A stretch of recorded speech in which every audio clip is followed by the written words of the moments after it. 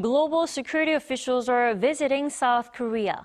The arrivals of the U.S. Defense Secretary and the NATO Secretary General mark the first visits of 2023 by high-ranking officials related to regional and global security. For today's On Point, we discuss the purpose and the focus of their visits with Professor Kim Young-jun from Korea National Defense University. Welcome to the program. Hello, thank you for having me. Of course, our pleasure.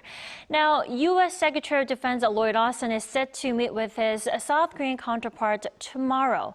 Why now? How significant is his visit with respect to current regional and global issues? Now, North Korea has developed their nuclear and missile program over the decade, the thousands of missile tests.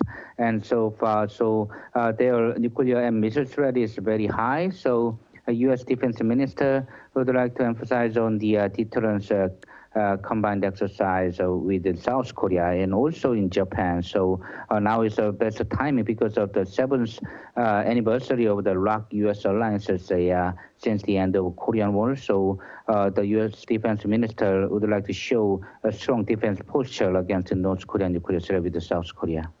Sure, it sounds like his visit, it's no exaggeration to say that his visit comes at a timely manner. And then what topics are expected to top the agenda this time, considering the situation on the Korean Peninsula, as well as with regard to North Korea?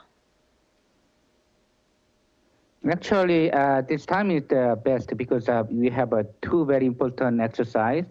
This February, we have a Deterrence Strategy Committee, TTX, we call top table exercise in this February against the North Korea nuclear threat. And also this March, we call Freedom Shield is a combined exercise between the ROK and U.S. military. So this kind of combined exercise will be the top agenda for the two countries. Also, potential Chinese military expansion and North Korea potential 7 nuclear weapon tests and etc. will be a top agenda for the ROK-U.S. Defense Minister meeting.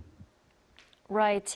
Before we let you go, Professor, we also have NATO chief here in Seoul at the moment, and he's also the first NATO chief to visit South Korea for the first time in 6 years. Now, he's pointed out to South Korea's Foreign Minister Park Jin over the weekend that the Ukraine crisis is also affecting the Korean Peninsula, and that the North Korea is also aiding Russia with weapons for the Ukraine crisis. Now, why is this a concerning matter for the Korean Peninsula then? NATO, just like any other country, would like to have the global connection against the China Russian threat as a new Cold War situation. So NATO especially want to have their partnership in this region, including South Korea and Japan, on the especially topic on cyber arms control and technology security. So NATO Secretary General now is want to have a more strong partnership with the South Korea and Japan against the potential China and Russia and North Korean threats. So now it's NATO Secretary General visit is very natural, and then they want to really stronger partnership. And this is good for the South Korea because of South Korea's global contribution will be more stronger with the NATO partnership. I agree. All right. Thank you so much for your insight this morning, Professor. Thank you very much.